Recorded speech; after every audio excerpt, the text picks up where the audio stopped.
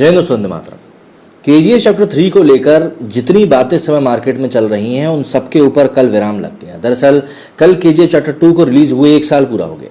इस मौके पर होमवाले फिल्म्स, जो कि इस फिल्म के मेकर्स भी हैं, उन्होंने एक छोटा सा वीडियो पोस्ट किया। 2 मिनट का ये वीडियो था। अब 2 मिनट का वीडियो कितना ही बवाल मचाएगा, लेकिन इस वीडियो में वाकई में बवाल मचा दिया है।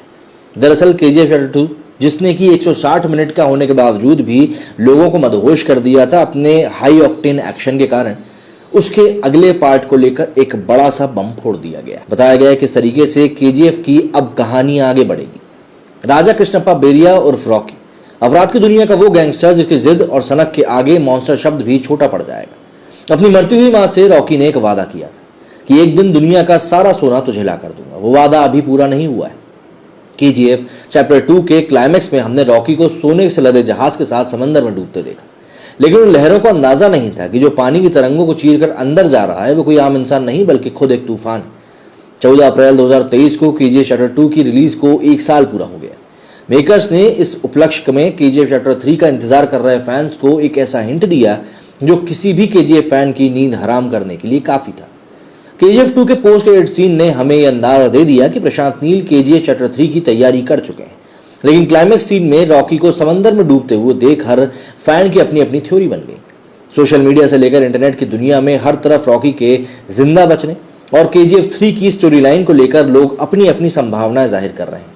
लेकिन अब शुक्रवार को फिल्म के 1 साल पूरा होने पर मेकर्स ने 2 मिनट के वीडियो से ऐसा हिंट दिया है जो कि पूरी कहानी को ही पलट देता है। मेकर्स ने जो वीडियो शेयर किया है उसमें कुछ चीजें गौर करने वाली हैं। अगर आपने केजीएफ 2 ध्यान से देखी है तो आपको यह पल याद रहेगा जब पर्दे पर अचानक ब्लैक स्क्रीन आ जाती है और लिखा आता है साल 1978। अब 1978 के बाद में 1981 तक को गायब कर दिया जाता है। मतलब आपको कुछ नहीं पता कि इन 3-4 सालों में रॉकी ने कहां किया, क्या किया, कहां गया।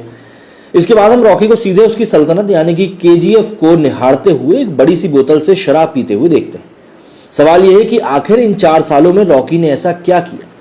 मेकर्स ने इशारा किया है कि केजीएफ चैप्टर 3 की कहानी इन्हीं 4 सालों के इर्द गिर्द बुनी जाएगी। इतना ही नहीं, 2 मिनट के इस वीडियो में यह भी बताया गया है कि आगे कहानी में जो होने वाला है वो अब तक की टक्कर और तबाही का सबसे भयानक खौफनाक मंजर होगा।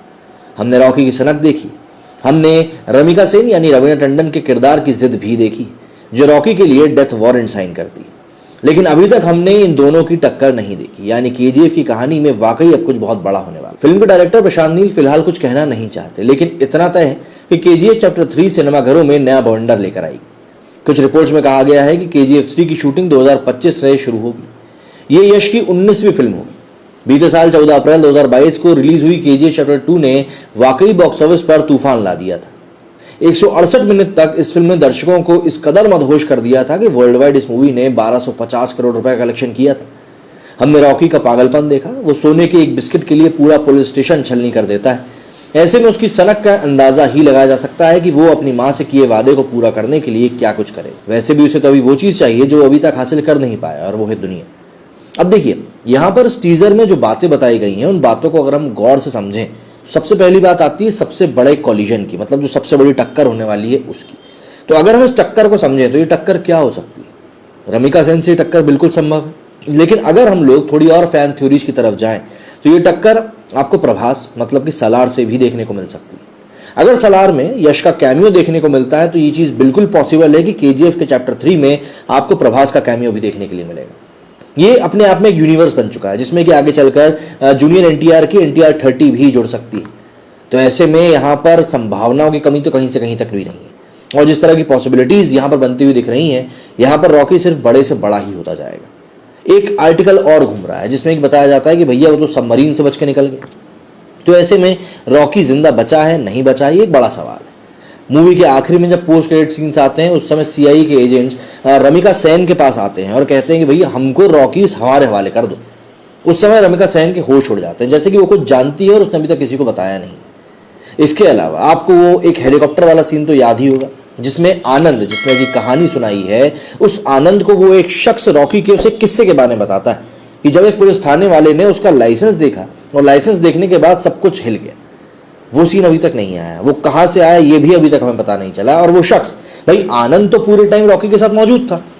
कोलार गोल्ड फील्ड्स में एक पत्रकार पूरे टाइम मौजूद था जो कि रॉकी की कहानी को लिख रहा था। तो ऐसे में आखिर वो किरदार कौन था जिसने कि इसको एक गैंगस्टर से उठाकर मॉन्स्टर बताया था और वो हेलीकॉप्टर से पुलिस स्टेशन पर पहुंचने वाली कहानी सुनाई थी? इस बारे में भी अभी तक कुछ नहीं पता। तो ऐसे में कुछ चीज़ें हैं जो कि अभी भी जुड़ी हुई नहीं है और KGF चैप्टर 3 के लिए इन सभी चीज़ों का होना अपने आप में एक बहुत बड़ी बात है। इसके बाद मेकर्स ने खुद ही एक सवाल पूछा है कि आखिर रॉकी 1978 से 81 तक कहाँ था। तो ऐसे में इस बात को पूरा जोर मिल जाता है कि भाई कहानी जो है वो इन्हीं 4 सालों के इर्द गिर्द होने वाली। इसके बाद लिखा हुआ आ जाता है कि भाई the promise will be kept, मतलब कि वादे को निभाया जाएगा। और सडनली वो सवाल बदल जाता है कि क्या उस वादे को निभाया गया? अब ये कौन सा वादा था, किससे किया हुआ वादा था?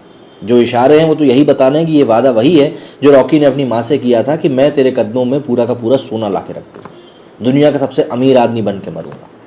तो ये सब चीज़ें इंडिकेट कर रही हैं आगे आने वाली कहानी को लेकर। और उसके बाद लिखा हुआ आ जाता है 3, ये चैप्टर 3 के लिए। तो ये सब चीज़ें कहीं ना कहीं KGF की कहानी को आगे बढ़ाने का इशारा है। बस बात ये है कि किस स्केल पर ये कहानी आगे बढ़ेगी। मेरे स्टूडियो फिलहाल इतना ही है। आपके मन में यदि कोई बात है तो कमेंट करके ज़रूर बताएं।